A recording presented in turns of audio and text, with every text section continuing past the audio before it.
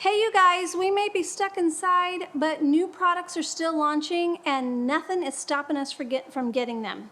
We have the new Natasha Denona Mini Retro Eyeshadow Palette that I'm going to be going over today, and the Mini Bloom Highlighting Blush Palette. It's the single, and I'm so excited. So stick around, stay with me. If you're new, my name's Darla Rodriguez, and if you're coming back, let's have some fun. Make sure you subscribe.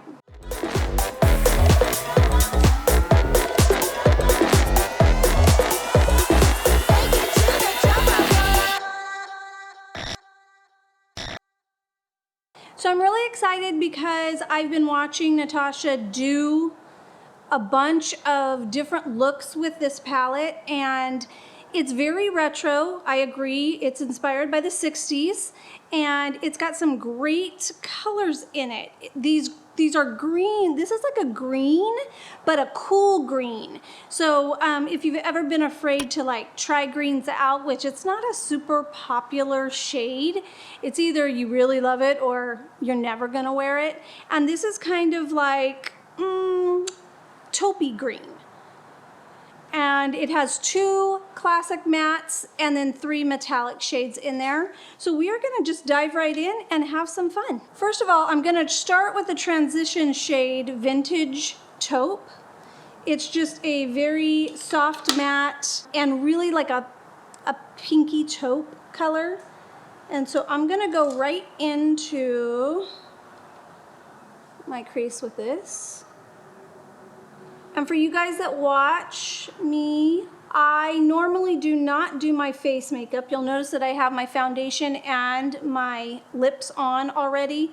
I typically don't do that. That's not my way of applying, but for the sake of time, and since we're just doing the eyes and the blush, I wanted to go ahead and have that on. So I'm gonna be honest, I have never tried Natasha Denona's shadows. I went to a master class of hers. I love her application of makeup and just her choices. Very, very on my whole scene. Like, I love the blendability that she does and how most of her looks, she has more of that cat eye look, and I am a huge fan of that. Just kind of building that a little bit, and I'm making sure that I can see it. You know, my eyes have started to, come down a little bit. So my lid is not as prominent as it was when I was a few years younger. So when you're looking, you want to make sure that you can see these colors. So kind of do it with your eye open. I always like to do shadow with my eyes open so I can see the placement, the exact placement that it's gonna look when I open my eye. Sometimes when you shut it, yeah, it looks beautiful when it's closed, and then you open it and you're like, where'd the color go? So if you try, you can bring your eye down, but you can still see the shade and then see what it's gonna look like. I have another mirror here where I can see, I wanna make sure and see that shade. Then I'm gonna go in with this, it's called Pixie. It's a metallic, and I'm gonna go right in on my lid. So I just dampened my brush a little bit, and I'm pressing. I'm not like swiping, just pressing onto the lid and into the corner. Yeah, I like that. Especially with metallics, I feel like you have to be careful. It's more of a pressing motion than it is feathering or swiping, because it has more particles to the product, where a matte doesn't have that glittery, that glitter it shouldn't have glitter. I was looking at her page. Hers are glass crystals, so she has like pearls. That's why her metallics are so beautiful. And I'm agreeing with that. Like, this is really pretty. And then I'm just gonna go back in with that transition shade, the Vintage Taupe, and really blend this in, because you never want that line of demarcation. And you don't have to grab a lot of color, just kind of go in and just blend it out so it's seamless into the next shade. I was really excited about this palette. I haven't tried, I've always looked at her stuff, but her mini palettes that she's coming out, they're 25 bucks, they're such a great deal. And these colors are something that I really don't have. The lighter pinks I could get away with, but like these greenish, it's a cool green, I don't really have that color. So I was really excited to get it. So I'm gonna stay on the lid, and I think I'm gonna go into the outer part here with a color, it's called Industrial. I usually do an angled brush, but I'm saving that because I want to bring, oh, this is pretty. I want to bring the matte color, which is this, it's called 60s. It's just a classic color. I'm gonna use that as my liner. So I didn't really want to bring too much. Ooh, I might need a different brush, okay. I'm kind of playing with these brushes a little bit. So I'm just going in with an angled shadow. This is more of a, I like how it packed on my lid, but then I'm not getting that transition out. So I'm gonna take this angled brush and kind of go right into that crease so I can start making that more cat eye appearance. And again, this is a metallic, so I'm pressing it on and then kind of feathering it out so I don't have metallic going everywhere. I'm gonna go back in and blend this out. I didn't grab more color, I'm just kind of blending. I'm gonna clean up that outer part when I go in with the liner. These shades are really pretty. And see, my purpose of putting shadows on prior to my foundation is because I don't like the fallout, but I'm not seeing any fallout. And this mirror, the reason I'm using it is because it's has a little bit of magnification. Any Disney fans? Magnification. That tells you how long I've been going to Disney.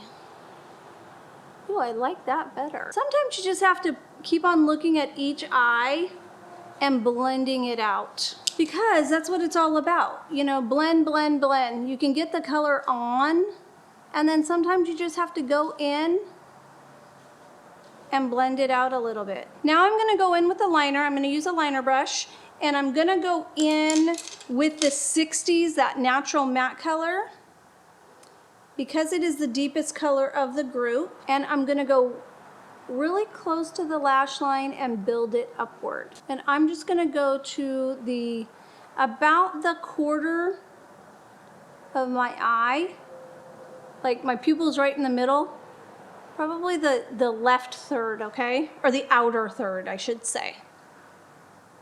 And build it from there. The reason I like to start from the outer part is because you can get that slant going. Sometimes when you're coming from the inner and you follow the contour of your eye, then you look straight and everything is down. When you start from the outside going in, you can bring it to an angle. Like sometimes I'll just put the bottom part and look, okay, do I like that angle? And then go with the rest of my shadow or liner. I am gonna take this metallic shade with my finger and I'm just gonna place it right in the center part because it's so glossy. Really pretty. And I'm not kidding you guys, like not one fallout. It's almost like it's wet, but it's not. These shadows are super creamy and beautiful. I am gonna go in just a little bit. So this is what happens. When you're doing your shadow, you get done and then you're like, oh, I could add a little bit more here. So I'm gonna go back in with that industrial shade and just bring it just a little bit more. Now that I have my shadow done, I can bring it just a little bit more into the crease.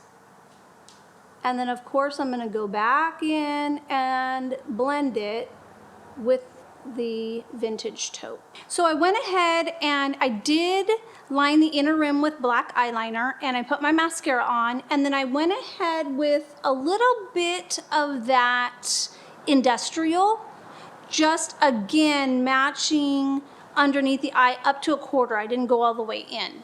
So that is the eyes, and then Mini Bloom. So this is a blush highlighter, which I love that because it's all in one. I'm not a super highlight kind of gal. So this is perfect for me if that's something that you're into.